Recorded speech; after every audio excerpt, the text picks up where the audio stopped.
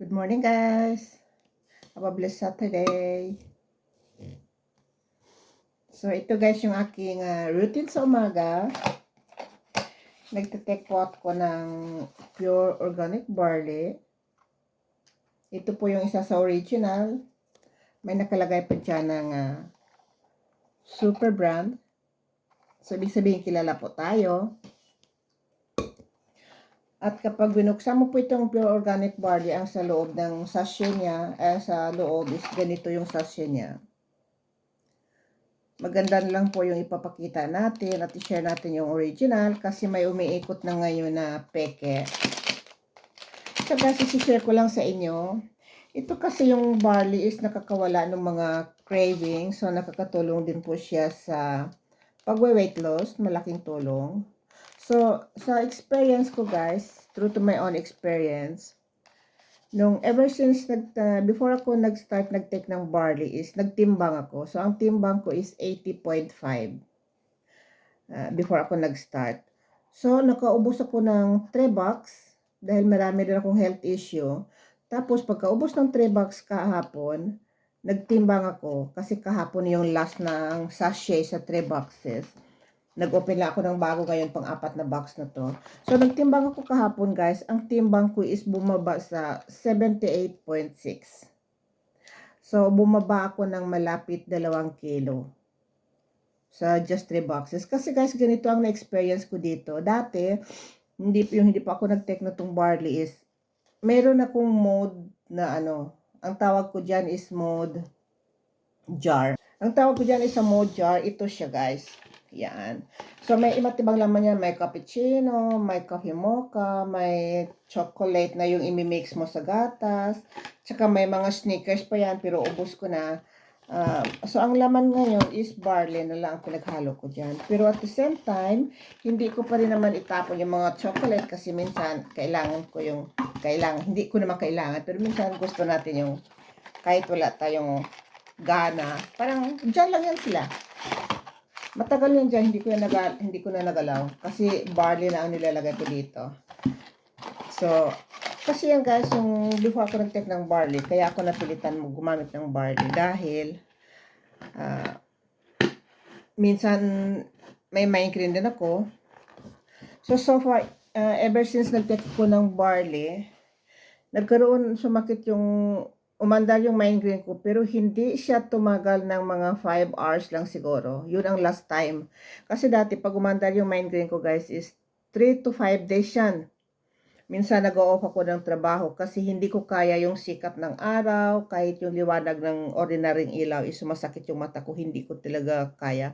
So minsan, kahit sa loob ng bahay, gumagamit ako ng dark na sunglasses talaga kasi ayaw ko yung ilaw, sumasakit yung mata ko kapag talagang malala. And then guys, sa naman yung pagdating sa pagkain, nawala yung craving ko. Nawala yun. Tapos bihira lang ako nagugutom, pero naman tayo alam natin kahit na hindi tayo nagugutom is kumakain lang tayo kahit na pakonti. So, yun lang ginagawa ko. At saka sa napansin ko sa mukha ko is lumiit yung mukha ko. Ayan. Lumiit yung mukha ko. Kasi tumaba talaga ako. Tapos ngayon naman, ang dahilan din nag-take ako niyan daw sa ito lang nakaraan ng August, sumakit may problema ako sa paa. Matagal na. Pero ito nakaraan ng August guys, biglang 4 days hindi ko nagalaw yung paa ko yung kaliwa.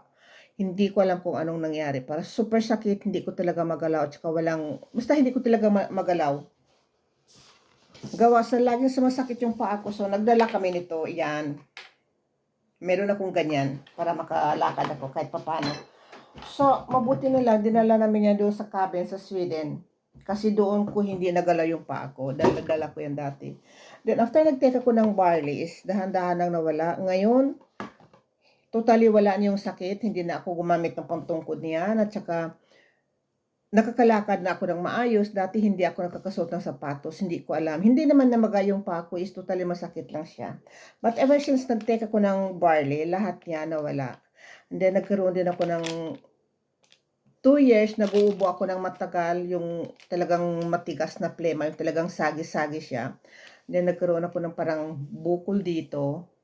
gawa sa yung Kunto-Kundrit syndrome ba yun. Tapos namaga dito gawa sa bigat ng trabaho, pero ngayon is wala na. Talagang wala na, as in wala. Wala na talagang bukol dyan, saka hindi na ako nag-uubo. Dati pag nagsasalita lang ako ng mga kalahating minuto is nag-uubo na ako niyan ng super grabe. Ngayon, 5 minutes na ako nagsasalita, hindi pa ako inuubo. So yes guys, Tech Marlin lang is if ever may katanungan kayo, saka ito naman alam nyo is ito yung nakapagpagaling kay Miss Maritoni Fernandez sa kanyang stage 2 na breast cancer. Ito yung nagpapagaling sa kanya. So if ever meron kayong mga kamag-anak na may health issue is pwede kayo mag-comment down below sa video na to and then i-reply ko kayo. So mag-keep in touch ako sa inyo. So yes guys, barley is the best talaga. Ito ang pinaka-the best na nagamit kong product. So ito na yung routine ko araw-araw. Siyempre medyo ako matipid dahil binabayaran ko rin to. At saka nagbebenta din ako guys. Ako, distributor siya ko nito. Meron akong ID, meron akong calling card. So tayo, independent tayong distributor ng Pure Organic Barley. Ito yung ini-endorse nila ni Ruben Padilla, Manny Pacquiao, Raffy Tulfo, at saka mas marami na ngayong mga kilalang artista sa Pilipinas, mga international na model is naga-ambassador din po sila nito. So, yes guys, God bless. Have a blessed Saturday. So, pag meron sa pamilya nyo na may health issue, is PM nyo lang po ako. God bless and bye!